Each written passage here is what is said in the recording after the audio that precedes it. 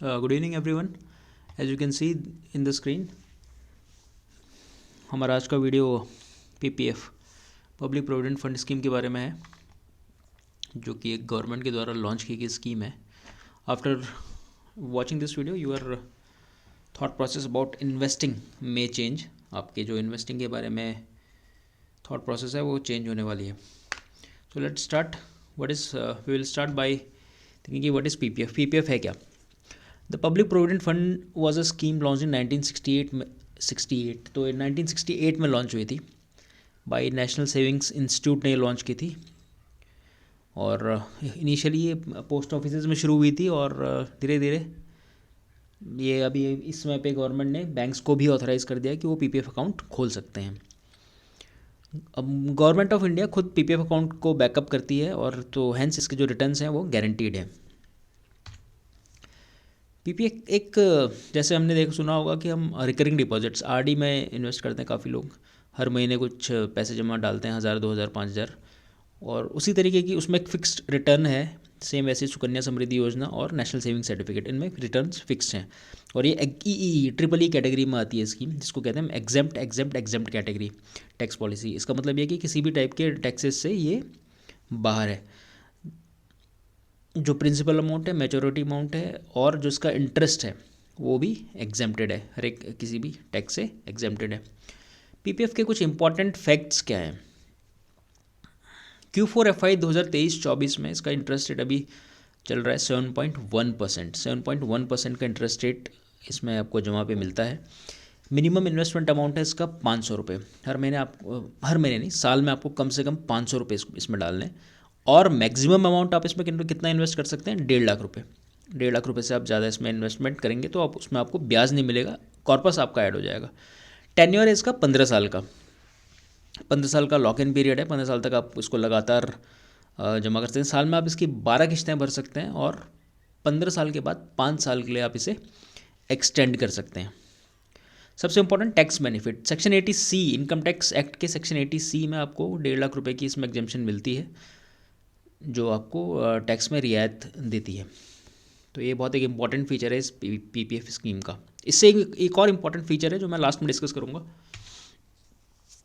Lock in period. अब lock in period है क्या? लॉक इन पीरियड का मतलब ये है पीपीएफ एक लॉन्ग टर्म इन्वेस्टमेंट है जिसमें आपको 15 साल तक इन्वेस्टमेंट करना है. 15 साल में आपका अकाउंट मैच्योर होता है और 15 साल में जो भी आपने कॉर्पस जमा किया है और जो उसमें इंटरेस्ट आपको मिला है वो आपको रिटर्न हो जाएगा. बट इसमें आपको एक एडिशनल बेनिफिट ये मिलता है कि आप 5 साल के लिए उस अकाउंट को और एक्सटेंड कर सकते हैं. अगर आप 15 साल के बाद नहीं चाहते कि आपका अपना अकाउंट से कॉर्पस विड्रॉ करना, तो आप उसको 5 साल के लिए कंटिन्यू कर सकते हैं.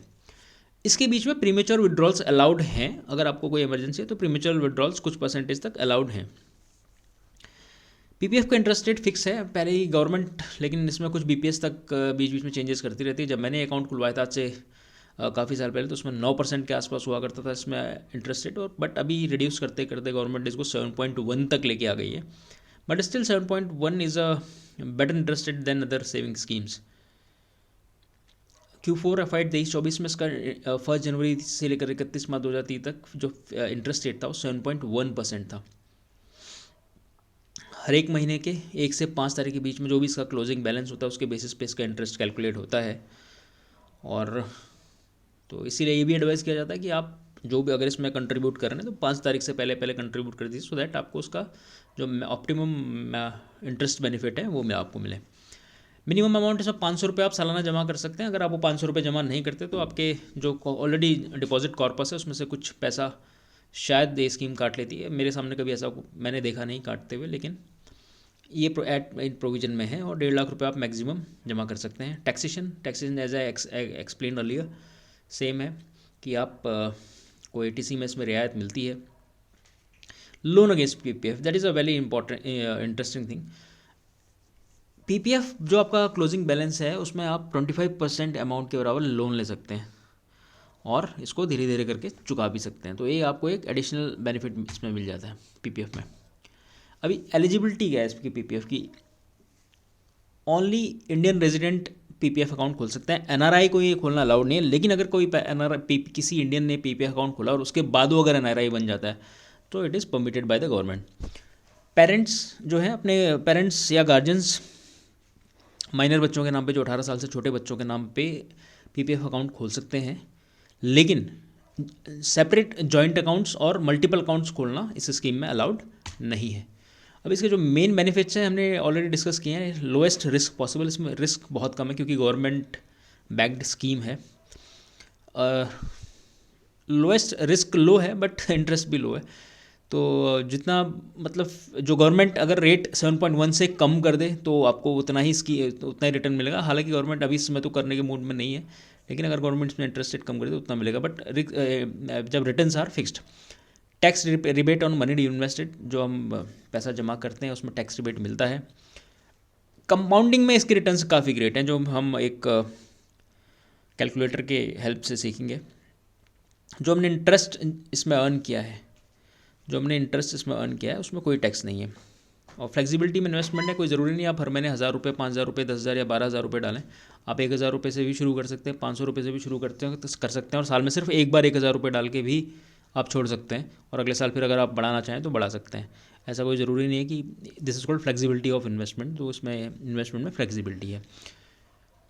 और last but very important, exempted from all wealth tax, LTCG, CTSG, जितने भी टाइप के टैक्सेस हैं, वेल्थ टैक्सेस हैं, सभी से इसको एग्जेम्प्टेड है। इसका जो आप प्रिंसिपल जमा कर रहे हैं, जो आप इसमें इंटरेस्ट अर्न कर रहे हैं, everything is exempted from all wealth taxes. Now some drawbacks of this lock in period. 15 years का एक लॉक इन पीरियड है। तो इस लॉक इन पीरियड का मतलब ये है कि आप 15 साल से पहले इसको कम्प्लीटली इसमें विड्रॉल परमिटेड नहीं है।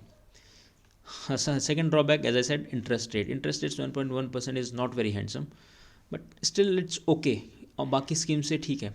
लैक ऑफ लिक्विडिटी मतलब जब मन चाहिए तब, जैसा अगर आपने 5, 7, 10 लाख, 15 लाख, 20 लाख रुपए इसमें जमा किया, तो अब अगर आप सोच रहे हो कि मैं कल 1 लाख 2 लाख रुपए निकाल लूँगा, तो वो इस स्कीम में परमिटेड नहीं है, पॉसिबल नहीं है। तो ये इसके कुछ ड्रॉबैक्स हैं। तो before investing you please keep these points in your mind and then only open a PPF account. Where can you open a PPF account? You can go to a bank. आप bank में जा सकते हैं, आप post office में जा सकते हैं, बड़े बड़े अच्छे जो बैंक हैं, नेशनलाइज बैंक, SBI, PNB, इन सभी बैंक्स में, ICICI, इन सभी बैंक्स में फैसिलिटी अवेलेबल है। हम जाके वहाँ पे इंटरेस्ट रेट सभी में सेम है। बेसिक फॉर्मेलिटीज़ होती हैं, जो आपको पैन कार्ड, आधार कार्ड मांगा जाएगा, उसके बेसिस पे आपका अकाउंट खोल दिया जाएगा। एक्सटेंशन ऑफ PPF, एक्सटेंशन जो PPF अकाउंट का है, जब आपका PPF अकाउंट 15 साल के बाद मेच्योर हो जाता है, तो आप उसको 5 साल के पीरियड के लिए एक्सटेंड कर सकते हैं, और हर एक 5 उसके बाद 5 साल तक बढ़ा सकते हैं। एक बार आपने अकाउंट एक्सटेंड कर दिया तो आप 60% उसका कुछ अमाउंट जो है बैलेंस, वो विड्रॉ भी कर सकते हैं, ये भी इसमें प्रोविजन है। और लेकिन 1 साल में आप एक ही बार इसमें उसके बाद विड्रॉल कर सकते हैं। Okay, so now I will switch to Google Chrome from here. यहाँ से मैं गूगल क्रोम में आपको ले चलूँगा, और मैं आपको एक बहुत इंटरेस्टिंग फैक्ट इसके बाद देखूँगा, what is compounding power in this PPF works, how compounding in this PPF scheme works. तो अगर हम देखते हैं कि हम अगर साल के 1000 या 10,000 या 5,000 जितने भी रुपए जमा करते हैं 15 साल के लिए, तो उसमें जो हमें इंटरेस्ट मिलता है, और उसके बाद अगर हम उसको कैरी फॉरवर्ड करते हैं 10 साल और 5 साल और, तो कम आगे आने वाले एक बार उसमें देखेंगे। Just I will pause video for some time. PPF interest calculator है हमारे सामने। अगर हम इसमें मंथली बेसिस पे 500 नहीं, अगर हम इसको कर देते हैं 10,000 रुपये या 12,000 रुपये हम करते हैं इसमें, तो साल के हमारे हो जाते हैं 1,44,000 रुपये, मतलब ऑलमोस्ट नियर टू 1,50,000 रुपीज़ वहाँ पर हो जाते हैं। और अगर 7.1% जो अभी करंट इंटरेस्ट रेट है, उस हिसाब से हम 15 साल के लिए हम इसमें डिपॉजिट करते हैं, तो जो हम अमाउंट इन्वेस्ट कर रहे हैं वो हो जाता है 21,60,000। इस पे हमें इंटरेस्ट मिल जाता है 16,26,000, और मेचोरिटी वैल्यू टोटल 37,86,857 रुपीज़ हो जाती है। Now just see the magic of compounding guys. अगर मैं इसको 15 को, मैं यहाँ से 15 ईयर्स को 25 ईयर्स कर देता हूँ, now see just the magic. हम 36 लाख रुपए जमा कर रहे हैं, इंटरेस्ट अर्न हो जाता है 59 लाख, और टोटल मेचोरिटी वैल्यू हो जाती है 95,95,000 और 19 रुपये।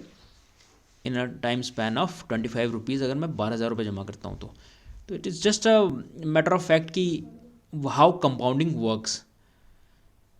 सो ये मैं आपको दिखाना चाहता था। देखिए इसमें किस तरीके से after 15 years how compounding works. 21 lakh रुपए अगर हम जमा कर रहे हैं इसमें, और उसके बाद में टोटल अमाउंट कैसे 1 करोड़ पहुंच जाता है,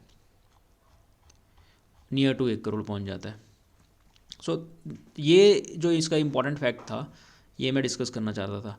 एक और इसका इम्पॉर्टेंट फैक्ट ये है, if you are an employ in any firm, in any government firm और private firm, you must be depositing some amount as your retirement corpus. और आप अपने रिटायरमेंट कॉर्पस के लिए कुछ कॉर्पस इकट्ठा कर रहे होंगे, या अपने जो भी एम्प्लॉय प्रोविडेंट फंड्स हैं या आर्म्ड फोर्सेस प्रोविडेंट फंड्स हैं, उनमें आप कुछ ना कुछ पैसा अपना फ्यूचर के लिए इकट्ठा कर रहे होते हैं।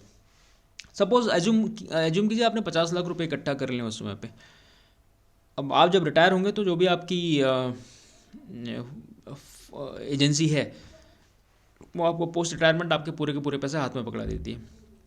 तब आप क्या करना शुरू कर देते हैं, तब आप then you will start searching कि उस पैसे को कहाँ लेके जाएं, उसको रियल एस्टेट ज़मीन में इन्वेस्ट करें, या फिर उसको MIS करें, या फिर क्या करें।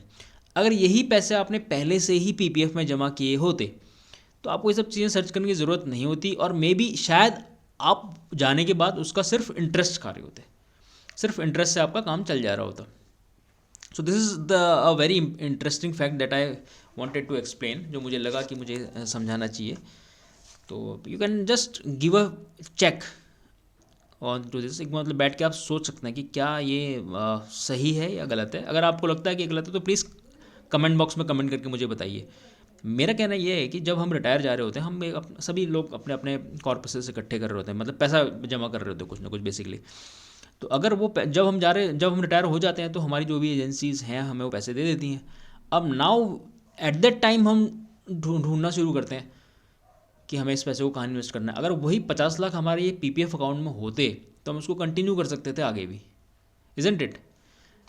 तो ओके, मुझे आप ये कमेंट करके बताइए कमेंट बॉक्स में, येस और no, then we will think about discuss about further. इसके बारे में हम आगे डिस्कस करेंगे।